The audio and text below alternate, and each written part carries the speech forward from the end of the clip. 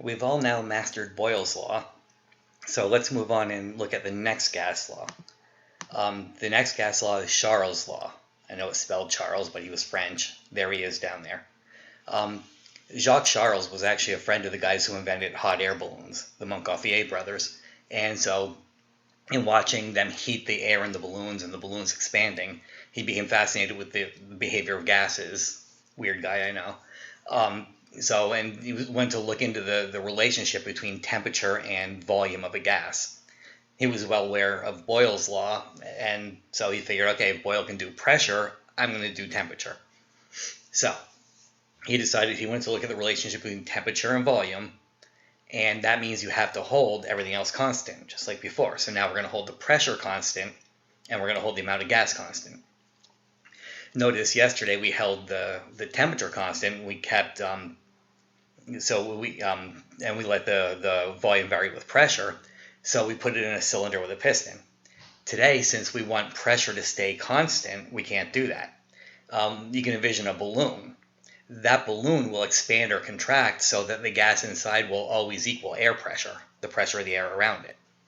So a balloon is a good example of something that maintains a constant pressure, no matter what you do to it.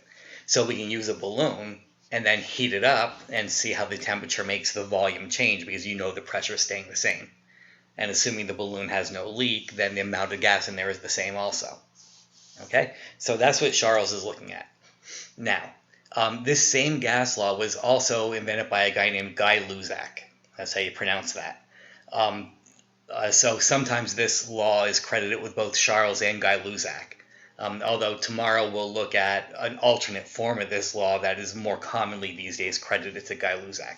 So Charles usually gets the law we're about to do today, and the other guy gets the other law we're going to do tomorrow. Okay? So Charles noted that volume is directly proportional to temperature. Now, you knew this when you were 5 years old. You take a balloon out in the hot summer and it heats up, it expands when it heats up. You take the balloon and you bring it into an air-conditioned building and it shrinks when it cools down. So you knew this. Everyone back in Charles' day knew this.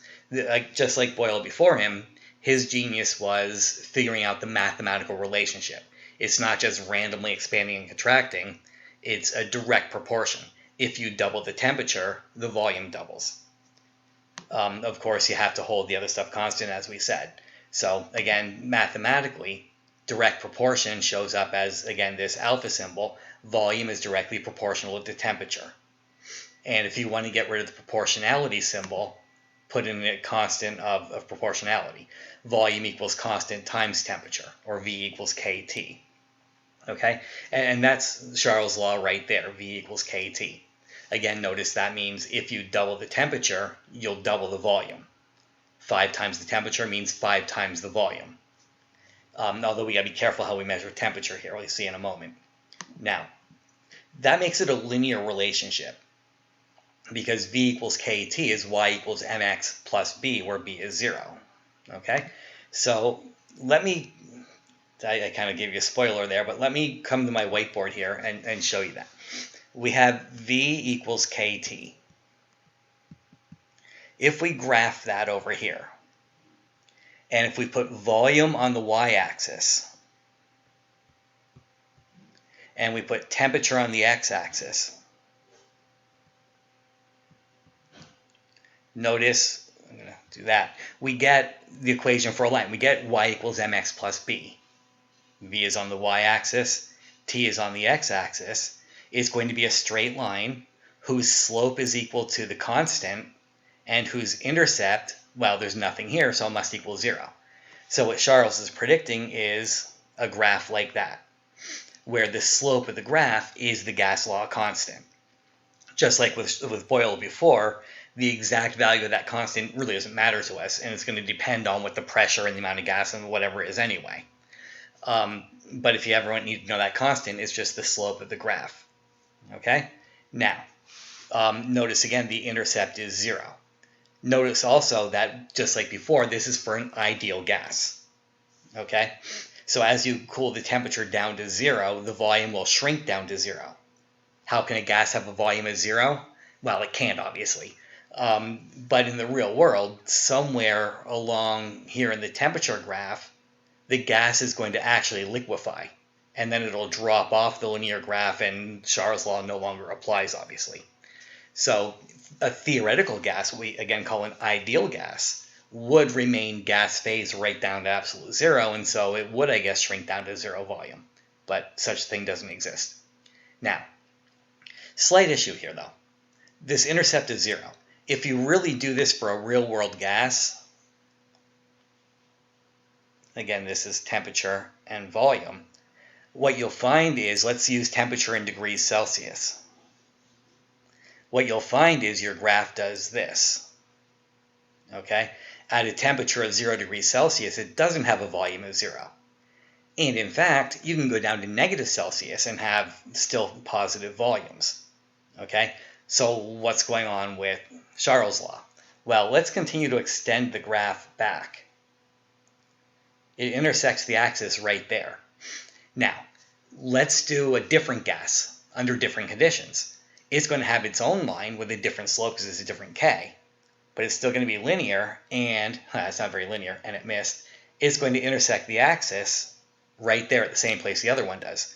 Take another gas, it's linear, and it intersects the axis at the exact same place as the other ones. So something special about this temperature that I'm missing by a lot, where they always intersect the temperature axis at the same temperature value.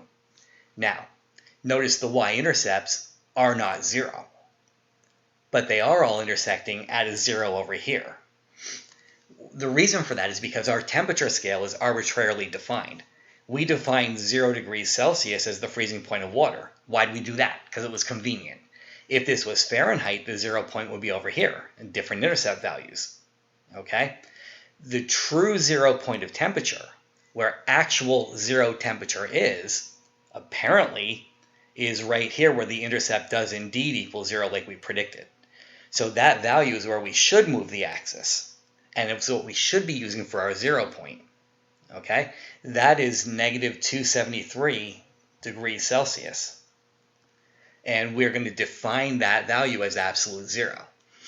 Earlier in the year when we talked about absolute 0, often the question comes up, it didn't this year because you guys didn't care, but often the question comes up, if we can never get to absolute 0, how do we know where it is?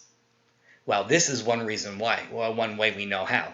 You can graph any gas, measure its volume and temperature way up, lost my cursor, way up here at normal room temperature, and then project the graph back. The graph will always intersect the x-axis, the x-axis at negative 273. And so that shows us where the 0 point of temperature is absolute 0 without ever having gone there, just by extrapolating the graph. There are other thermodynamic ways of finding it that you'll find out in later chem courses, but that's that. So when we show a graph like this using Charles' law, it's important to realize that that is only true when the temperature is in kelvins. Okay? Or, if you want to use V equals kT, which we do, obviously, you can only do that with the temperature in kelvins. With Boyle's law, the pressure could be in any unit you felt like using as long as you were consistent. Okay? With temperature, that's not the case. It's got to be an absolute temperature scale. And the only one we really have is the Kelvin scale. There is a Fahrenheit-based Kelvin, or relative to the Kelvin scale, but no one really uses it these days. So the temperature's got to be in Kelvin. Volume could still be, well, when we get to the proportion part, in any unit you like, as long as you're consistent. Okay? So that's that. Now let's come back to the PowerPoint for a moment. And continue on, blah, blah, blah. So it's linear, but you have to use kelvins. And just like yesterday, we want to get rid of the constant. So we can take condition V1 and T1, set them in the equation, and K is involved there. Notice K equals V over T, V1 over T1, right? Change the condition to V2 and T2. V2 over T2, bring that under, will also equal K. So if they both equal K, then V1 over T1 equals V2 over T2. And that's the form of Charles' law that we usually use. Notice Boyle was P times V. Charles is V over T. You multiply by pressure, you divide by temperature. Okay? So once again, just like with Boyle's law, I can give you the initial volume and temperature. I'm usually going to do Celsius and make it convert, just be aware. And I can give you the new volume, you can find the new temperature. Or I can give you the new temperature, you find the new volume. So let's do an example. So we have a 5-liter sample of helium. Who cares what gas it is? We're all going to assume they're all ideal anyway. And it started at 20 degrees Celsius. It's heated up to 75 degrees Celsius. Find the new volume. Now, we have to do these in kelvins, don't we? So 20 plus 273, 75 plus 273 to get the Kelvin values. And then we can plug in the volume and the temperature it's at. V1 is 5, T1 is 20 plus 273. Equals, find the new volume V2 over T2 is 75 Celsius, but you got to add 273 to get this Kelvin temperature. And so at this point, again, you're plugging in and it's just simple algebra. Cross multiply, do your thing, right? And if you do the math right, you should get a volume of 5.94 liters. Now, sometimes people look at this and say, wait, the temperature went from 20 to 75. It more than doubled. So why did the volume not double? Because the temperature, you can't go by Celsius. You've got to go by kelvins. And if you look at the Kelvin values, it didn't double. It's a much smaller percentage increase, and so the volume increases by that same overall amount. All right?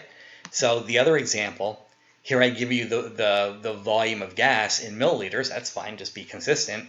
And the temperature, at what temperature, find T2, would the volume be 450? So again, just plug in, right? Let me go to the whiteboard again. So we had 670, 450, and 50. And I should clear this. Oops.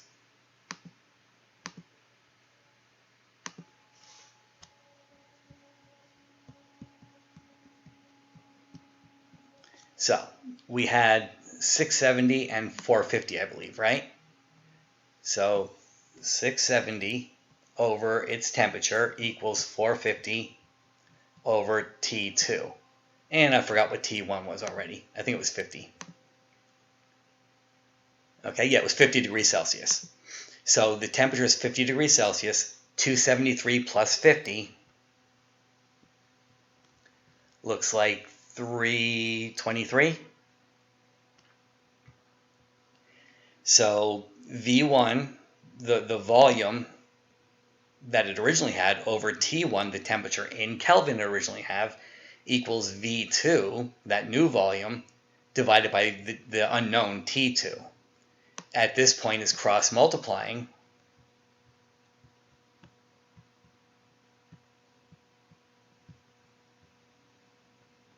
And from there, you know what to do. Again, I didn't get my calculator, so multiply these, divide by that. It will give you the temperature in kelvins. If you want your temperature in Celsius, you know how to convert that. And that's all there is to Charles' law. Easy stuff, right? So tonight you'll get a chance to practice it again, and then we'll move on and look at an alternate form of this and also Avogadro's law. And from there we'll start mashing them together. That's it for today.